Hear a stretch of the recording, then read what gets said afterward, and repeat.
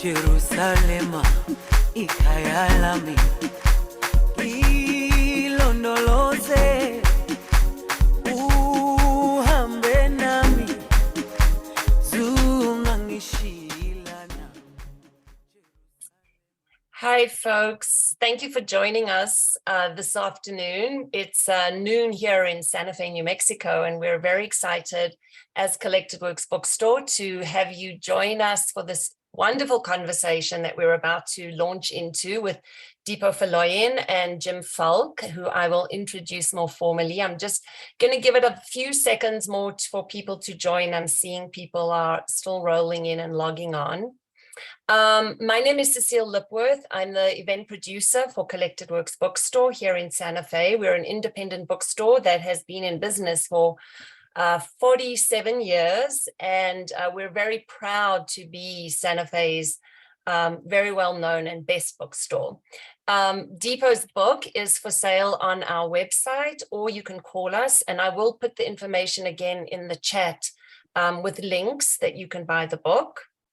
And we do appreciate any book sales. If not necessarily from us as an independent bookstore, then please support your local town independent bookstore rather than buying from big box online stores. It's been an incredible, we've been incredibly blessed by the people who have supported us through the COVID years by buying books from independent bookstores. So we're extremely grateful when you do, and we do appreciate it.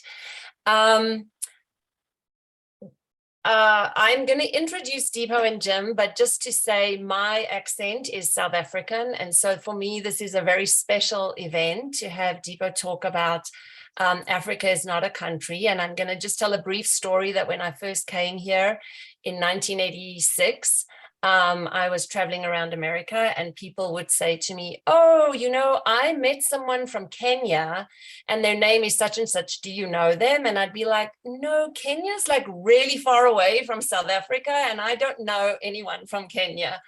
So I'm really thrilled, Dipo, that you're doing this and explaining to people that we are an incredibly diverse continent. Of people, of cultures, of ethnicities, of food. So I'm really excited for this conversation, and I will just introduce you formally. Dipo is a senior editor at Vice, where he focuses on race, culture, and identity around the world. His writing has appeared in Dazed, Prospect, and Huffington Post. He was born in Chicago, raised in Lagos, and he now lives in London. And Jim Falk, who is co-presenting this with us through Global Santa Fe, as well as a bunch of other incredible global global audiences. Jim is the program chair for Global Santa Fe, and he co-hosts the TV show The McQuestion Program on KERA Dallas. So Jim, thank you for doing this with us and for inviting us to be co-hosts. Thank you, Dipo, for joining us from England at this hour of the evening. And I'll let you take it away. I just want to say that we are inviting you to write questions in the chat and the Q&A throughout the conversation, and Jim will incorporate those in his conversation with Dipo. So thank you all so much for joining us. Great. Thank you so much, Cecile. And I have to say, when my wife and I were considering where we were going to move, Collected Works was one of the reasons. We spent a lot of time in your bookstore before we moved and certainly ever since. Dipo, great to see you. Thanks so much for taking time. I know you're busy. In fact, tomorrow you're going to be meeting with students, which is certainly one of the favorite things you like to do. Thank you so much for having me. Yeah, it's been an incredibly exciting journey. I'll be talking to about 250 school kids tomorrow. You know, this book has given me such a great opportunity to spread a message that I'm so passionate about, and it's so great to be able to do that tonight. So, you know, thank you so much for having me. You know, writing a book is a major commitment, and I'm wondering, was there a particular point in time, an event that drove you to write this book at this time, or was it sort of in evolution over a few years? It's certainly been an evolution for me personally. it was mentioned earlier, I grew up in Lagos, Nigeria, where my family are from and where my parents still live. And I went to boarding school in the UK for secondary schools when I was about 12 years old. And speaking to, kids at a young age and my fellow classmates, they had at that young age already had a very, warped idea about what, Africa was and where I was from. And so, of course, you had many kids who thought that I had lions and tigers growing up in my backyard. And perhaps I rode an elephant to school every day, and all these sort of images that they had in their minds about what Africa was like. And so these stereotypes have sort of followed me around my whole life, and you realize that for a lot of people it's not something that they simply shake off when they reach adulthood. Many of these stereotypes continue to live with people. And so as a journalist, I'm most passionate about telling people stories and telling the stories of communities and the day-to-day lives of how people build their everyday. And there's isn't really a story that means more to me than my own family, my own heritage. And it's something that I've always been really interested in. But then came the summer of 2020 and the BLM protests, and it really felt like this was a time where large parts of the world were as receptive as they've ever been to these conversations around diversity and identity and history. And so I certainly wanted Africa to be part of that conversation. And so I decided to take the leap and pitch this book. And luckily, some pretty great publishers jumped on, and we started this journey. As a young boy, as a young man, it must have been somewhat difficult for you to leave your family and leave Lagos and to go to the UK. And your book is a sense a combination of a memoir as well as just a really good, as you would say, foundational history book. Tell us about what it was like when you had to decide what you're going to be called, what your name was going to be. Yeah, no, moving from Nigeria to the UK, you have these, you start to be concerned about how people are going to accept, who you are and your identity. You realize that, lots of people don't necessarily appreciate you for specific identity. And of course, as a young kid, I was 12 years old, I wanted to, just fit in. And so, initially I had the idea that, instead of using my first name, I would, use my middle name, Emmanuel, as a name that, around the world people would recognize more easily. And I remember sort of taking this, earnestly to my parents to be like, I think I'll go with Emmanuel when I get to the UK. And, they said, it's entirely up to you, but, we certainly feel like when you get older, you'll appreciate your identity more and more, and you'll realize that it's something special and unique to you. And that sort of put me at ease. And I decided not to go with Emmanuel, and I went with Dipo. But it's one of those things that, for a lot of young people growing up around the continent, you really you grow up with that idea that your specific identity isn't so much appreciated, and there isn't necessarily room for who you want to be. And that's something that is made worse by these stereotypes that continue to linger. And so this is why for me this book is so important, and it's why I really kind of, as you mentioned, wanted to meld a bit of my own personal story in with the wider history to sort of ground readers in that sense of individualism. The issue is that when people talk about Africa, they talk about it as if it's this singular monolith of predetermined destinies, where only two things exist, either poverty or safari, with nothing in between. And people don't have that vision of the everyday and people trying to build their lives. And so I wanted to sort of mix in my own sort of, where appropriate, my own sort of family, my own family history, to allow the reader to kind of try and see themselves in that everyday and build that human connection that's often missing when we sort of treat Africa as this sort of project. you know, the book is divided in a number of chapters, and one of the early ones is really showing about how Africa was divided and the brutality of it. And since reading your book, I've talked to a number of people, many who have lived in Africa, traveled to Africa, and I asked them about the Berlin Conference, and they looked at me with blank stares. And one of the things that I'm going to ask Cecile to do now is to pull up the map that it shows how Africa was divided by the great European powers. And so take us back to 1884, if you would, and the Berlin Conference. Yeah, so just before the Berlin Conference, the sort of great colonial countries at the time, Great Britain, France, Belgium, had started to explore Africa, and they found that it was full of great natural resources and wonderful places, and so they decided that they wanted that for themselves. Now, their main concern about just grabbing pieces of land is that in that, what would eventually be called the Scramble for Africa, it would lead to these colonial powers going to war with each other over the pieces of land that they wanted. So they didn't care so much about the lives and livelihoods of actual Africans on the ground. They didn't care so much about the lives and livelihoods of sorry, I just had a bit of feedback. I'm not sure if that came through to anyone else. Just briefly, you're good. Okay, good. Okay, good. They didn't so much care about that.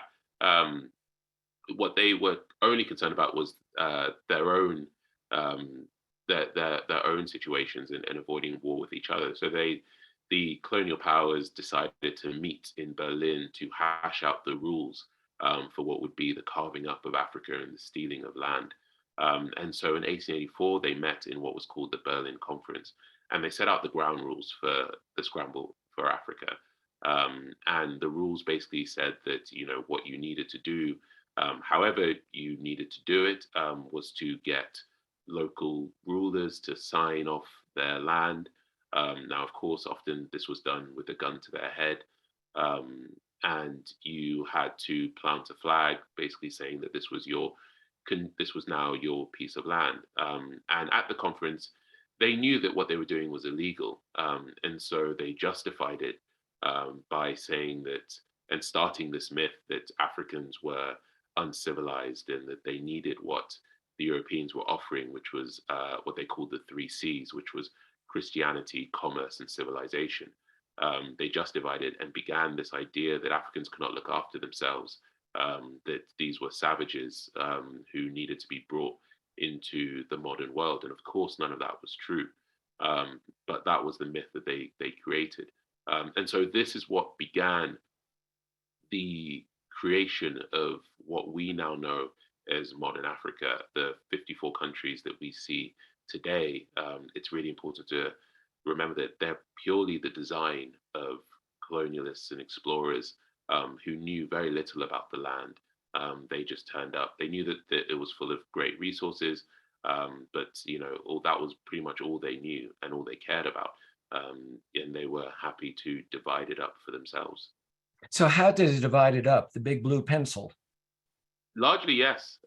They turned up. They often contracted this away to local companies who would set up. They'd come from Europe. They would set up in a region, let's say West Africa, and instead of entirely exploring the land, they would sort of just say, oh, let's just say that the eastern border of Ghana now runs from coordinate A to coordinate B without checking out what was actually there. And so what you get, and as you can see on the map, is just lots of straight lines. About 30% of all African borders are just straight lines. And anyone who is a border creating expert will tell you that a straight line is a pretty terrible way of creating a border. You simply just cut through people and communities. In fact, about 10% of all ethnic groups were divided between countries because of these straight line borders. And in many cases, they used natural resources like rivers and streams to set up borders in areas that they didn't explore themselves.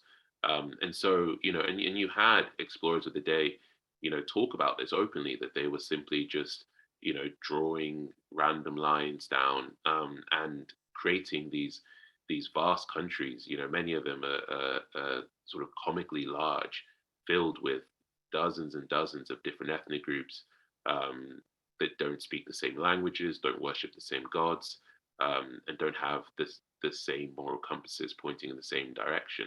And a lot of that chaos was done deliberately, to sow division and to make it harder for these ethnic groups to work together to fight off the colonialists. So, these countries were essentially built to fail. And that is often the context that's missing when we discuss African countries today. And so when you look at this, you also mentioned in the book how in some cases rivers were divided and separated from pastures. I mean, so it was already putting many of these countries at such an economic disadvantage. Why was Belgium able to gather such a large amount of territory, now known largely as the Democratic Republic of Congo, once Zaire, and you had what was he called, the Board King? The Board King, yes. King Leopold II, who was the King of Belgium at the time of the Berlin Conference, he had sort of identified an area of Africa that he wanted for himself. He was, in the book I refer to him as the Board King, because he was pretty frustrated that his role as king was largely ceremonial, and he didn't have any serious responsibilities in Belgium. So he decided to take a piece of land in Central Africa, and it was his request at the Berlin Conference that he be allowed to take this piece of land, an area that's many times, I think about 70 times larger than Belgium itself. Now, many of the other colonialists had not explored this land yet, and so were happy to give it to him. And so just like that, based on his personal request, a place that he had never been to and a place that he would never go to, suddenly became the sort of the private plaything of a man who was frustrated by the fact that his country wouldn't give him any responsibility back home. Now, very quickly, King Leopold found out that it costs a lot of money to run this piece of land. And Belgium were getting frustrated that they were throwing a lot of money at this place, and so quickly he was forced to find a way of making money, and so he put the previously free people of Central Africa to work as slaves, and he called it the Congo Free State, ironically, and he put them to work they were extracting rubber to feed the growing Thai population. But it was brutal work. It was, despite putting them to work as slaves at first, it still wasn't making enough money. So, the more money they lost, the more brutal his effective slaveholding became. And in the end, about half the population, about 10 million people, were murdered as a result of his short rule over what is now the Democratic Republic of Congo. And so, that's the birth of the Democratic Republic of Congo. It was birthed through one of the most grotesque pieces of violence the world has ever known. And it was eventually given up when word of his sort of murderous reign began to spread around the world.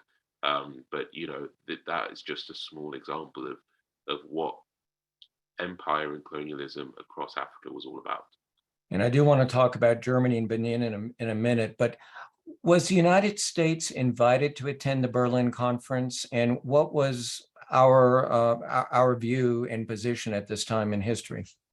Yeah, the United States, a representative of the United States was there. Interestingly, no one from Africa itself was invited to attend. But a representative from the United States was there, and representative was the only person to sort of say that this doesn't seem right, and it didn't seem like this would pass any muster, through international law, and raised all the concerns that you'd expect someone to raise, and the representative was quickly sort of hushed and told that everything was fine, that Normally this wouldn't be allowed through international law, but of course we're not dealing with regular people. We're dealing with savages, and the war against Africa was allowed to continue. Let me just read a quote that was in your book by Cecil Rhodes, of course, Rhodes Scholarship, the mining magnate.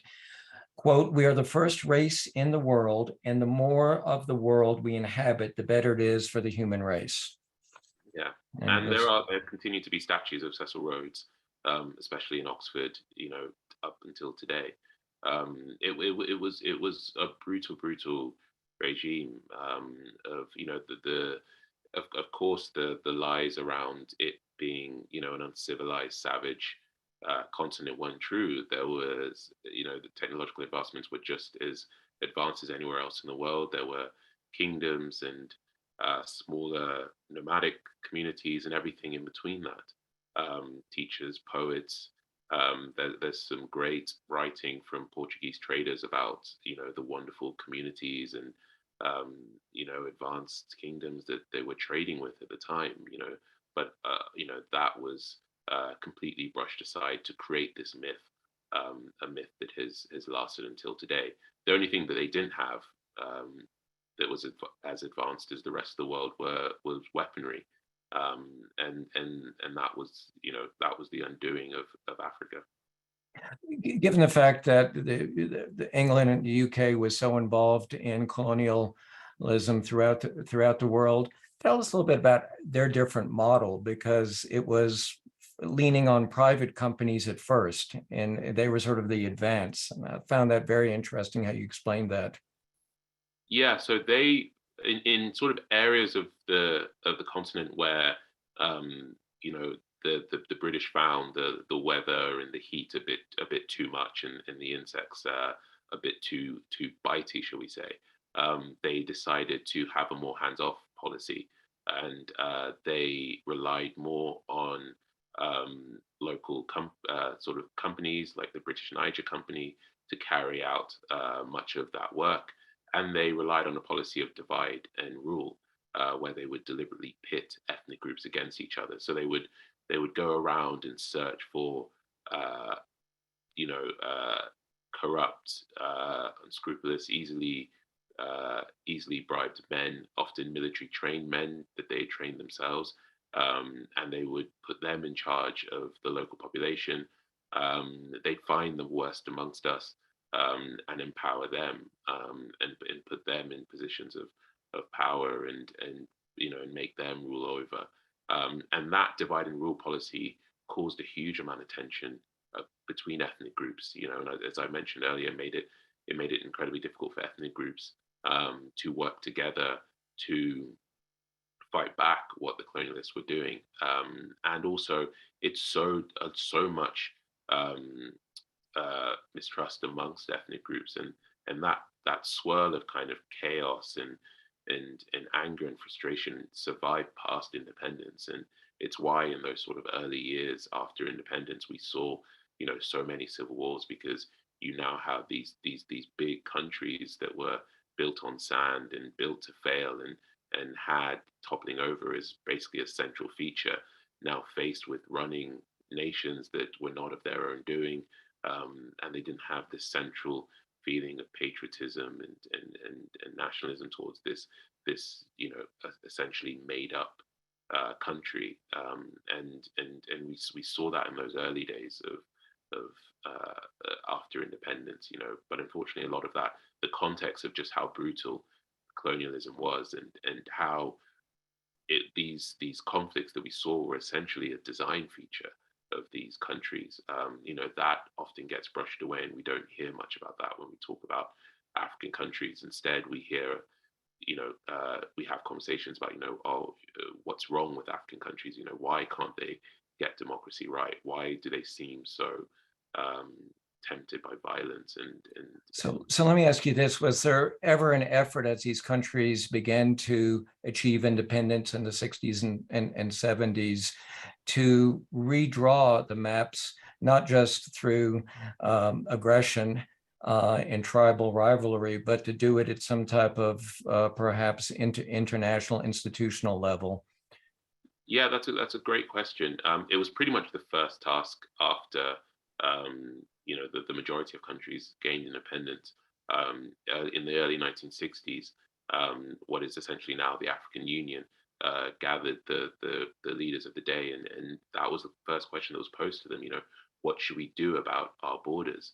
And after much deliberation, the decision was that we really should keep it as it is. There was a concern that the bigger African countries would have too much sway over what the next set of borders would look like, and they would have their they would have their take on a very sort of biased take on who should have what, and it would be harder for the smaller countries and the smaller communities to have enough of a say. And so that was a restraint that obviously the colonialists themselves didn't show. And so that it was decided that it's also, at this point, independence has happened. It's the 1960s. The rest of the world is moving on culturally and technologically, and it's probably best that we face up to what we have and try and make the best of it. And that's been a really, it's been painstaking work, and it's been tough. And I remind people that this is incredibly short history. My parents are older than the country that they were born in, and it's just 60 years. And in that time, countries have had to establish a new nation, build some sense of mutual understanding between dozens of ethnic groups, in some cases hundreds of ethnic groups, and smaller communities. They've had to build democracies and national traditions, and do all this at a time when you're also battling internal tensions that were deliberately sown into your nation. So when you start to understand it like that, then I think that for a lot of people who see Africa as a problem and as some kind of failed region, you start to realize that in 60 years, the vast majority of countries have done an incredible job to not only build these nations, but also contribute in huge ways across the world, culturally and politically. And with that context, you start to see things differently. Well, we're going to get to what you call the white savior complex in a minute, but I see a question from a man that I know from Dallas, Texas, of Algerian heritage, and he has my address, so I better be sure to read his question to you. The liberation of the various African countries occurred after 1954. Do you find, Dipo, a relationship between that occurrence and the 1954-62 Algerian War of Independence? Yeah, a number of that period of time and the struggles, those early struggles, motivated a lot of other countries to fight for independence. There was certainly a relationship between those who and the struggles that were had early in the 1950s and the late 1950s. Inspired others, and there was some coordination across the region as well, and it was part of some of the ideas around Pan-Africanism and showing support for other nations. But there was certainly a lot of inspiration that came from those early struggles for freedom and independence, and those were real catalysts for what were to come, and it eventually sort of changed the mindset amongst many of the colonial powers that the independence was inevitable rather than something that they could stave off forever. Tarek, thank you so much. Let me again remind everyone, just put your questions in the Q&A box and we will weave them into our conversation. So I can't tell you how many resumes that I have seen that have where the student spent a semester in Africa doing good deeds. Let's talk about how best intentions sometimes have gone awry and have really caused damage. And while I knew about We Are the World, I had never watched Do They Know It's Christmas? And so go ahead and take a few minutes and give our audience your perspective on why such efforts were counterproductive. Yeah, so one of the as I mentioned earlier, the two main um, the two main sort of concepts that people believe about Africa and nothing else is that it's a place that's overridden by just poverty, and safari, and many of the images that we've come to associate with Africa has come from charity campaigns, and especially charity campaigns that were birthed in the 1980s and the early 90s. That was when we saw this rise in celebrity-backed campaigns, celebrity-fronted campaigns that realized that they could raise an incredible amount of money very quickly if they showed images of starving children and destitution and pain and deeply malnourished women and without any context, like any stories, just purely just imagery of nothing but suffering wherever you looked. And these campaigns raised a huge amount of money, but they were the ones that really helped cement in a new generation this idea that throughout the continent, this is a region of nothing but pain and suffering, that there's nothing out there, but a place where you send aid to rather than a place that you engage with on any kind of human or cultural level.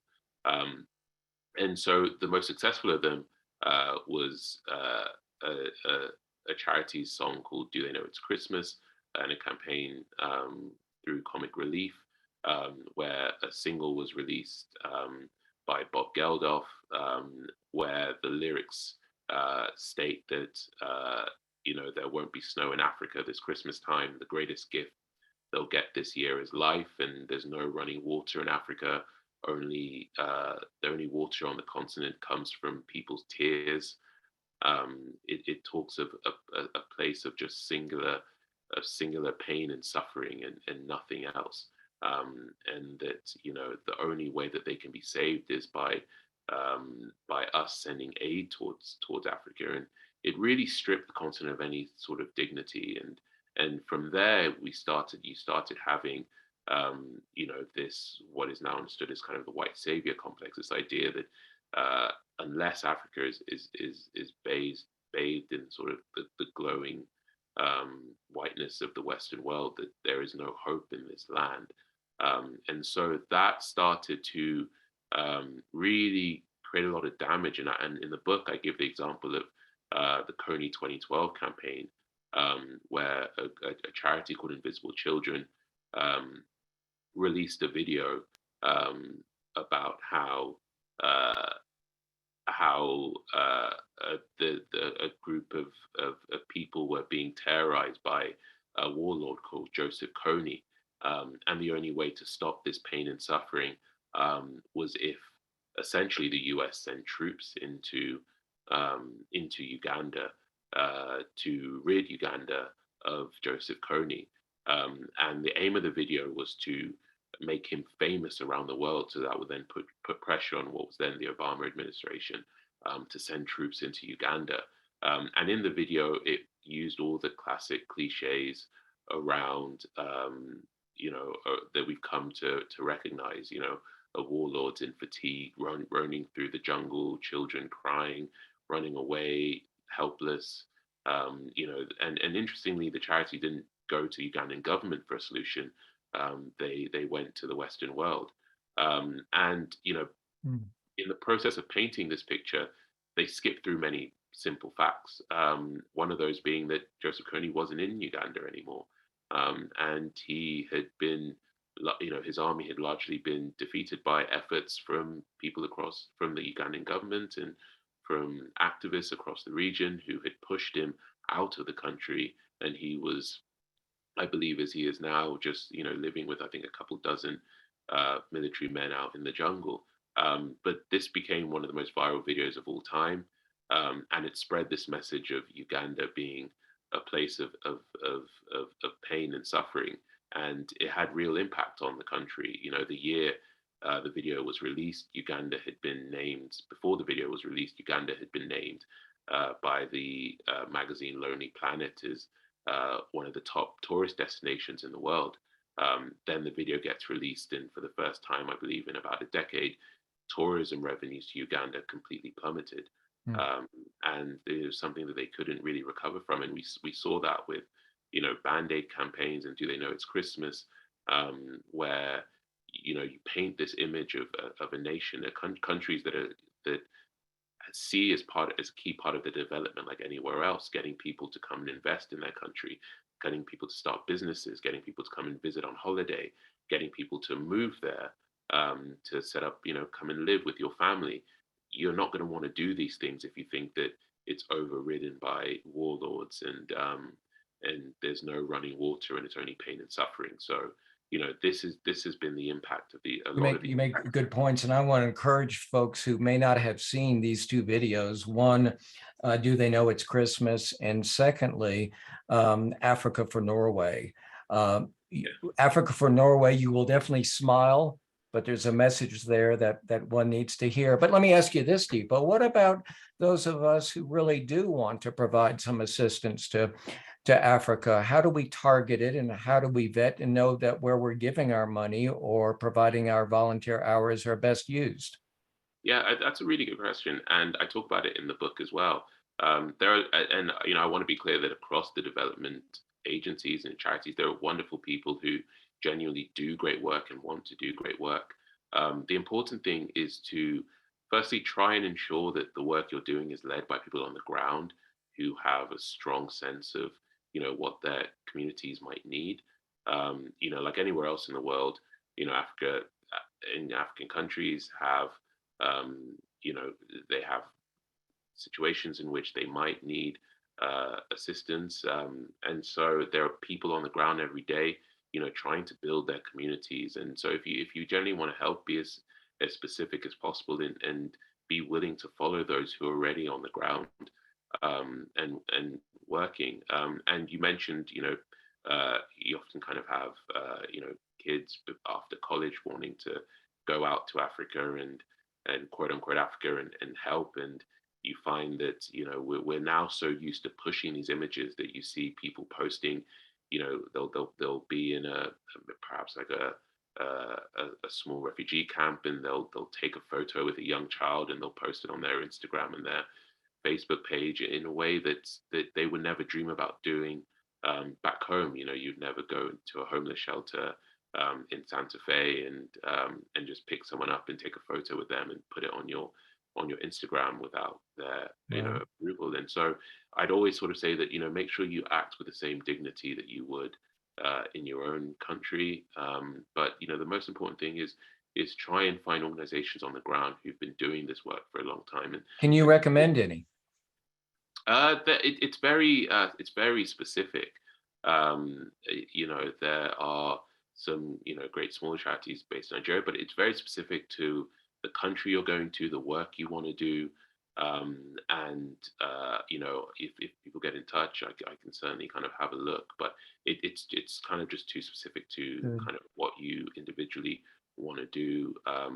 But it's also kind of thinking broader as well about. It's not just when people think about Africa, they think about charity, and rather than thinking, I'm curious about this particular country. I see that, there might be opportunities to start a business, or to visit or see where you can engage with it in a way that you engage with other Western countries as well. So it's important people stop seeing it as just this place. Well, let me bring Heather Murphy into the conversation. And she asked, what was the idea of making modern day Ethiopia and Liberia free nations? Did the colonists regard the people of these nations with more esteem? Were they at that time well-established functioning kingdoms? So that was Ethiopia and Liberia, did you say? Yes. Yeah.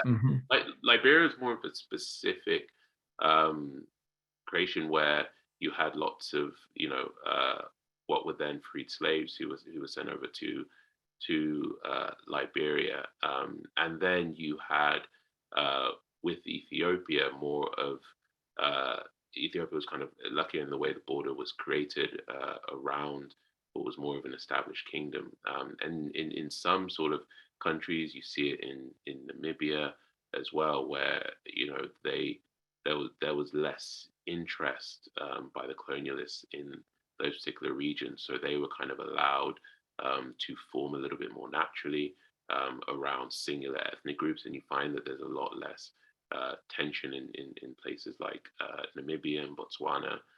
So, with this book, it kind of goes individually across kind of the 54 countries and how they were formed. And it tells a really interesting tale about the specificity of how these nations were created. So I'd like to turn for a few minutes about a chapter you wrote regarding governments and dictators. And we have a question from Herb Thomas, who served as a junior Foreign Service officer in Nigeria in the 70s. And he says, African countries have had quite a few brutal dictators who refuse to give up power. Nepotism, tribalism, and corruption seem to be the basis of their longevity. How can this cycle be broken? And I know you talk about the founder's curse. And as some people know, I lived in Tunisia, and I think Bourguiba was tremendously inspirational and did so much good for the country, but he didn't know when to leave. And that's what you see so often in Africa. Why is that?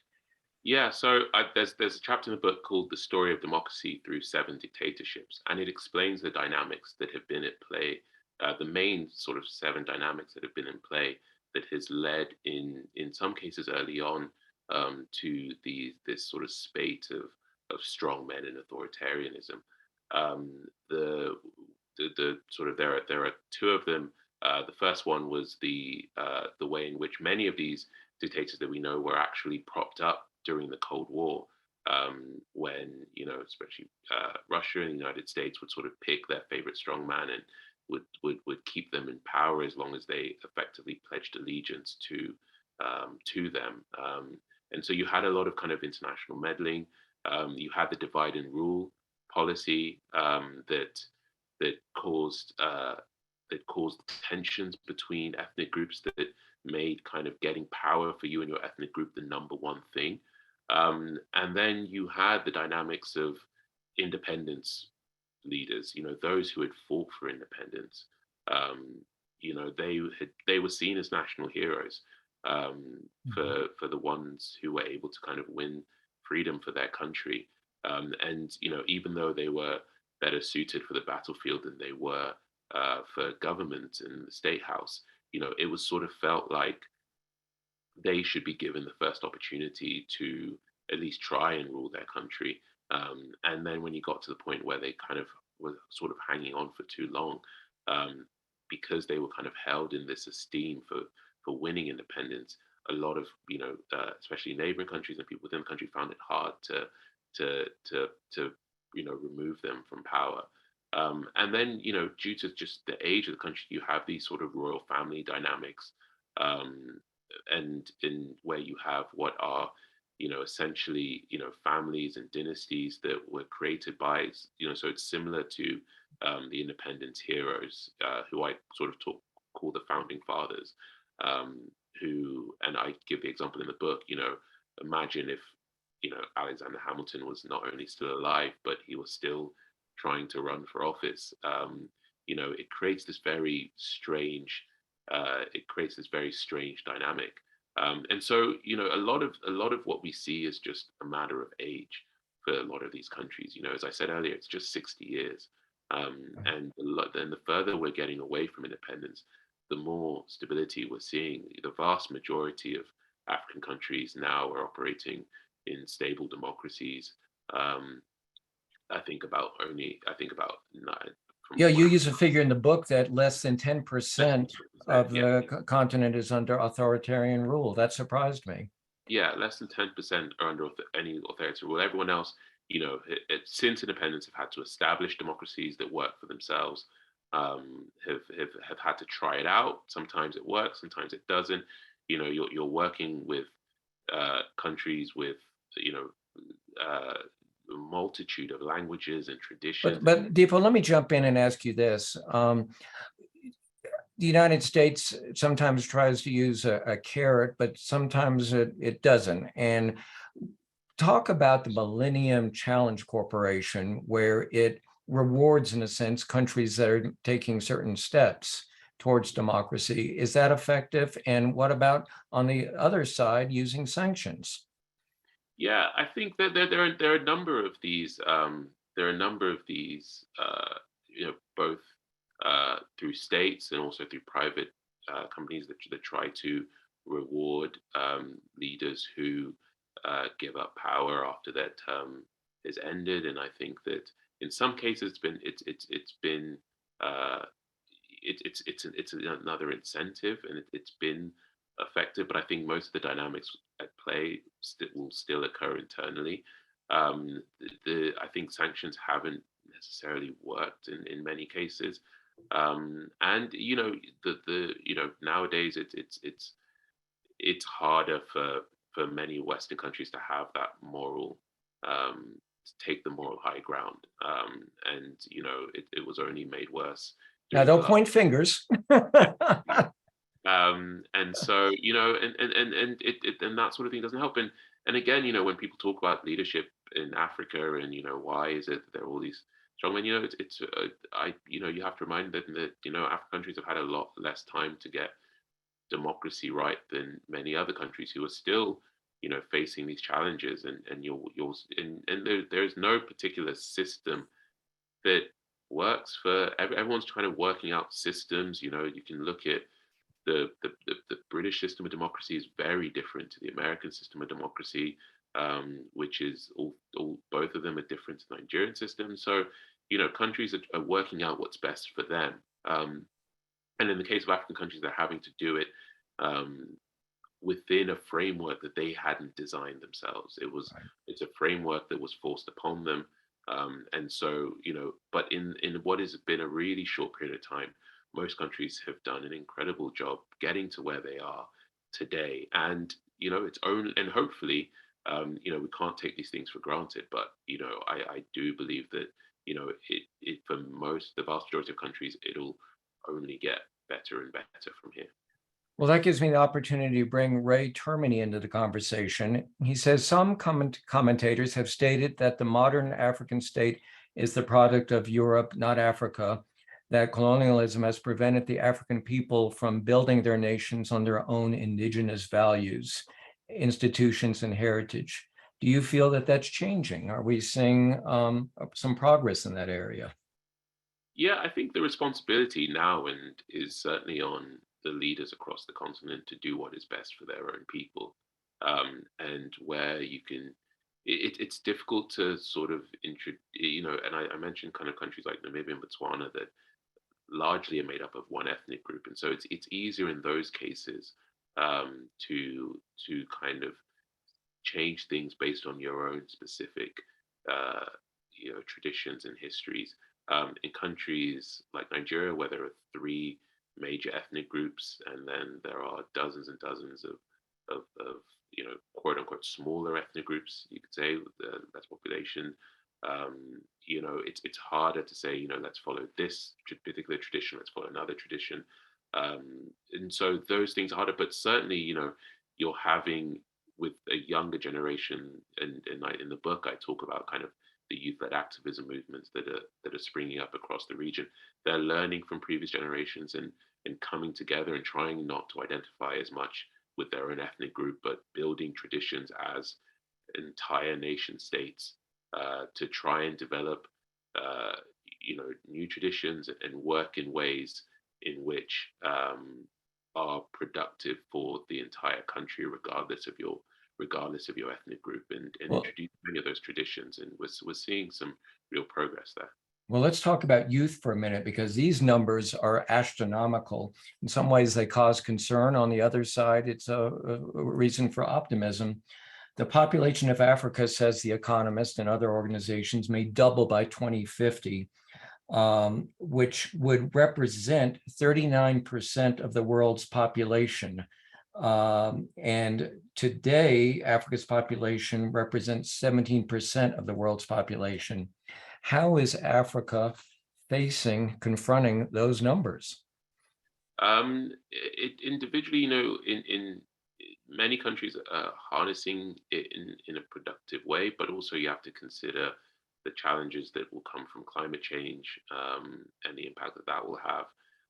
But you're getting these, and a lot of that population growth, obviously, is something that is is a challenge for infrastructures across the region.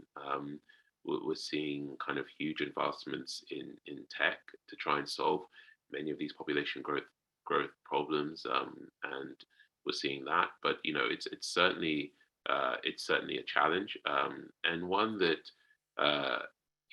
has to be harnessed in the right ways. And looking forward, it's going to be something that is. I hope a lot of countries kind of try and learn from each other, to try and see what the best way of handling these sort of mass population growths. But it's a reminder that this is an ever-changing region, and one that's going to have a huge impact on the world in the future. But then associated with that, let me refer to an article that you wrote just in July about what happened in the Congo, Democratic Republic of Congo, where they a minister, the rainforest was auctioned off for oil drilling, and a minister commented that we have to take care of poverty. We're more concerned about feeding our people than climate change. Yeah, it was a really unfortunate comment, and we're sort of seeing that, and there's plenty of sort of pushback across the region from younger people, because the impacts of climate change will be devastating across the continent. That's something that I think we can't necessarily understate, and so it's for countries, you'll have they'll constantly try and balance the two. And the growing population side will have will put a lot of pressure on governments to try and think more short term about continuing to provide infrastructure and to feed growing populations. Getting that balance right is certainly critical for the future. And then you're seeing what Morocco, for instance, is doing. They have the world's largest solar facility. I don't have the exact number in front of me, but I believe kind of the UK's carbon footprint is larger than that of most of Africa, and Africa is going to suffer the most suffer incredible amount from climate change, and you're seeing countries doing and trying to implement carbon reducing policies across the region, and not get enough credit for the work that they are doing. But certainly it's something that Western countries need to do their part. In the beginning of our discussion, you mentioned Black Lives Matter. How did that motivate, encourage Africans across the continent to be more outspoken? It's interesting. I think there's more of a dialogue generally across the diaspora when it comes to social activism. We saw it, we've seen it. I think both have been harnessed. Both have kind of used each other to kind of harness their missions and to communicate. So we saw a number of BLM groups across America stand up for the NSAS protesters in Nigeria who are protesting against police brutality there, and corruption, and so that I think there's been a lot of cooperation between the groups. Thankfully, and in the book I kind of talk about movements across youth-led movements across Africa, from Algeria to Nigeria to Namibia, and we're seeing a lot of young people standing up and fighting for the countries that they want, and because of social media and the internet, they've been able to work with groups across the world, including Black Lives Matter. But I think that's certainly, that whole period of time, as I mentioned earlier, really encouraged people across the world to realize that these conversations are incredibly important, and absolutely. I see that we have just about another 4 or 5 minutes, and that Cecile, understandably, has put a little note in the chat box that you can order a copy of Africa is Not a Country by going to Collected Works or your local independent bookstore. And I have to say, Dipo, that I had a 30-hour trip from Riyadh, Saudi Arabia last week to Santa Fe, and your book kept me awake. I love your style of writing. And, you have a unique gift to provide a lot of history and documentation, but making it really a fun read. And I mean that. Congratulations. One of the things I did this morning was I enjoyed your book so much, I wanted to read more of your articles. And you have a lot of fun advice. I mean, let me just grab a few of the titles that you've written recently. Protesters stormed an Iraqi palace and jumped in the swimming pool. Giant Nazi warships are reemerging during Europe's historic drought. Rescuers are desperately trying to save a whale stranded in the River Seine. I mean, you're all over the map. Yeah, no, thanks for the advice. You get to kind of cover some stories as well. The last two are, I believe, are sort of climate change related, and you get to kind of you get to touch on lots of different things. So it's I'm very lucky advice. How has your book been received in Africa? Yeah, it's been really, really, it's had such a really great response. Different countries, and I have people reaching out from different countries, obviously, who want to focus on different parts of the book, and for me that's so important, because I hope the book acts as a foundational piece of text that gets people more curious about the region and the specificity of the region, and in different cultures and countries. And that, is really, really important to me. It's been really exciting for me that I've been getting such a great response from the continent. And one of the things that is people might find surprising is that in many countries, a lot of this recent history isn't necessarily taught as well as it should be, because many of the actors are still alive, and so that makes teaching some of these more recent histories can be quite difficult. When you're talking about teaching about civil wars, and for many in many countries, part of ending civil wars was kind of this idea of let's forgive and forget, and let's not sort of talk about it, and let's try and move on. And so it's for me, it's time to kind of start to have these conversations again. So give our audience some advice. Where should we go to get good information about Africa? I used to read Jeune Afrique, the French publication, but what resources would you recommend in English? Well, I mean, of course, Vice World News, we do a great amount of work. Of course. The Africa Report's a great magazine that I enjoy reading, and I think does brilliant work. And aside from politics, I think there are great culture resources there. Writing this book came from sources of nonfictions and styles. There are great writers from across the region, and through music and films, the Nollywood industry. I always kind of want to pick up on this incredible movie industry that tells really great stories of the everyday life in West Africa, and I highly recommend it. We're seeing great progress through Nollywood, through Afrobeats, which is probably one of, if not the biggest kind of musical revolution in the last few years. For me, there are just so many really great resources. Well, I have to tell you, Dipo, I enjoyed this conversation even more than I expected to, and I had high expectations. And we barely scratched the surface of Africa is Not a Country. I wanted to talk about the Benin bronzes and repatriation. We didn't get to that, so people will have to read the book because that's a great chapter as well. Cecile, take it away. Yeah, I just wanted to thank you both. What a fantastic conversation. And I just got back from South Africa 10 days ago, and it's complicated and inspiring and sad. It's so many things going back to your own country after many, many years. But I'm just so grateful that you are putting this out in the world, Dipo, just explaining the differences between all of us. And I know you also didn't discuss the food, which is a really big part of Africa. Like, we all love our food and our chocolates, and we're all looking for that all the time when we're in the diaspora. So, And may I say, Cecile, Dipo needs to come to Santa Fe, and we'll have to take him to Africa Cafe.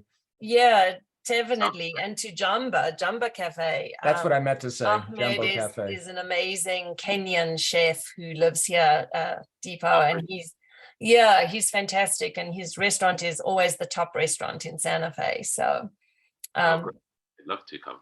Great. But thank you. Please come visit us. Thank you all for joining us this afternoon. I know it's the middle of the day or the evening for you, wherever you are.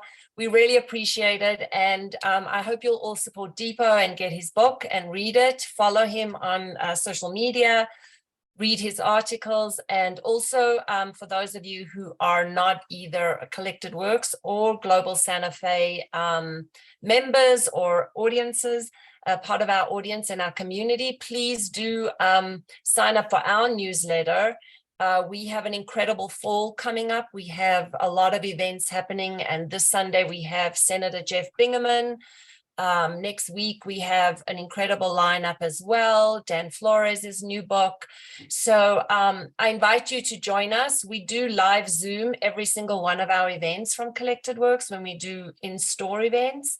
So you're welcome to join us on Zoom. And we let everybody know what's happening that week via newsletter. And I know globalsantafe.org, you can also find out everything about their programming. They have some incredible programming as well. So thank you all for joining us. Thank you, Dipo. Really, really appreciate it. Thank you so much. It's been such a pleasure to be here. So thank you so much for this conversation. Thank you. Thanks, Bye, Jen. everybody. Thank you Thank all. you.